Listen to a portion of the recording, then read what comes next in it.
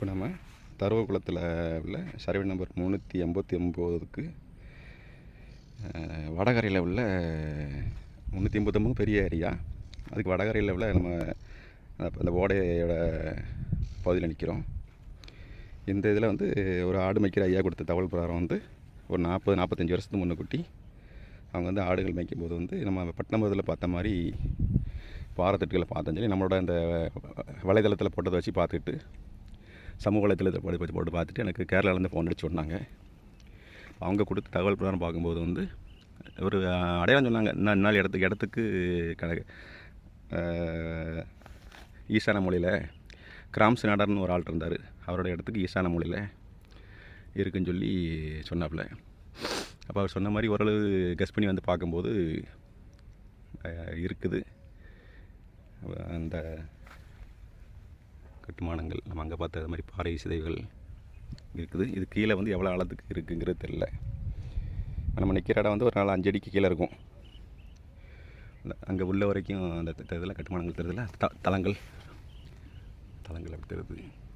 இது வரைக்கும் அந்த நீச்சிகள் இருக்குன்னு தெரில. பழைய காலத்து கட்டுமானங்கள் இருக்குது. இப்போ இதோட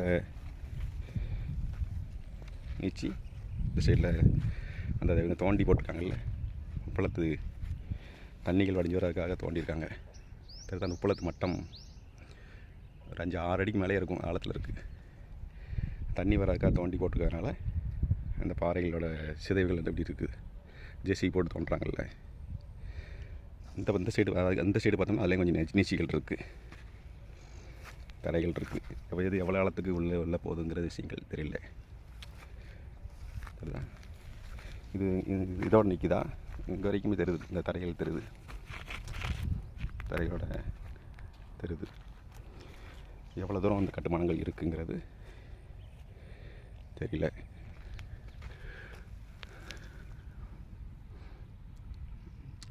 மேடு மாதிரி தெரியுதுல்ல உள்ள, அந்த மேடு தான் நமக்கு இப்போ உப்பளத்துக்கு அவங்க மண்ணுகள் போட்டு பழங்கள் போடுறாங்கல்ல, களிமண் எடுத்து.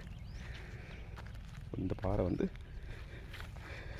இங்கே வரைக்கும் நிற்கிதுன்னா இது வந்து கரெக்டாக மத்தியில் நம்ம இப்போ உள்ள ஈசிஆர் ரோட்லேருந்து கடற்கரைக்குள்ள தூரத்தில் வந்து நம்ம வந்து அந்த ஈசிஆர் ரோட்லேருந்து ஒரு 650 மீட்டர் தள்ளி வந்து நிற்கிறோம். ஈஸ்ட்டில் வந்து நிற்கிறோம். அந்த இடத்துல இருக்குது. இதுக்கு அந்த பக்கமும் பார்க்கணும். இதுக்கு அந்த பக்கம் பார்க்கும்போது இதுக்கு நேரம் அந்த பக்கம் இருந்துச்சுன்னா இதோட எக்ஸ்டென்ஷன் வந்து அந்த பக்கம் போயிருந்துச்சா, என்ன மாதிரி கட்டுமானங்கள் கட்டியிருந்தாங்க, இந்த ஓடையை தாண்டி அங்கிட்டு போகிறதுக்கு ஆர்ச்சி பிரிட்ஜ் மாதிரி போட்டிருந்தாங்களா அந்த காலத்தில், எனக்கு விஷயங்கள் தெரியல. பார்ப்போம். நம்ம அந்த ஓடைக்கு அந்த பக்கம் முயற்சி பண்ணி பார்ப்போம், அது கிடைக்கிறதா பார்ப்போம். குறிப்பாக ஒரு பானை ஓடு, பழங்கால ஓடு ஒன்று கிடக்கு, பனை ஓடுகள் கிடக்கு, சிதைகள் கிடக்க தான் செய்யுது.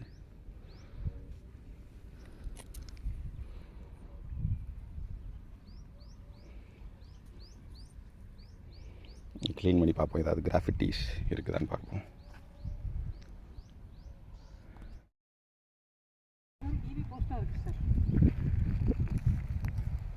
இப்போ நம்ம பார்க்குறது வந்து இப்போ அந்த இடத்துல கொஞ்சம் தள்ளி தக்க வந்து நிற்கிறோம். இது அந்த தோண்டி போட்ட சிதைவுகள், கல்கள், வங்காள கட்டுமான சிதைவுகள், சாண்ட்ஸ்டோன் ஸ்ட்ரக்சர்ஸ் கட்டுமான சிதைவுகள் குவிச்சு வச்சுருக்காங்க.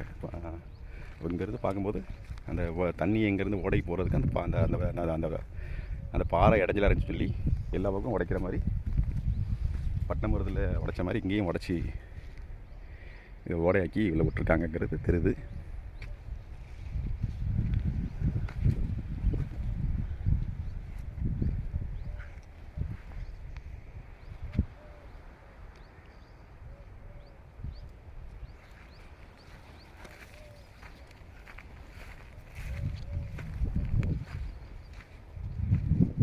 பார்க்குறதா அந்த உப்பளத்தோட கரை என்னோடய உயரத்துக்கு இருக்குது. ஒரு 5 அடி 6 அடி வரைக்கும் வரப்பு இருக்குது. இப்போ பரவாயில்லவே ஒரு 5-6 அடிக்கு கீழேயே இந்த டிராக்டு போகுது. தடம், ரோட்டோட தடம் வந்து பூமியில் போன மாதிரி தெரியுது.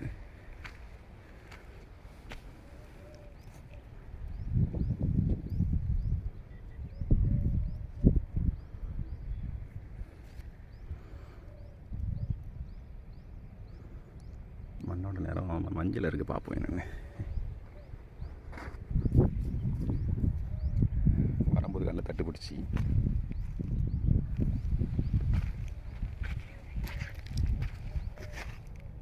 தெரியுதுங்களா உங்களுக்கு? கட்டுமானம் ஃபுல்லாக அப்படி கிழக்கு. இந்த பாதை வந்து கிட்டேருந்து வந்திருக்கணும், அந்த பக்கம் பொழுதுலேயே பார்ப்போம்.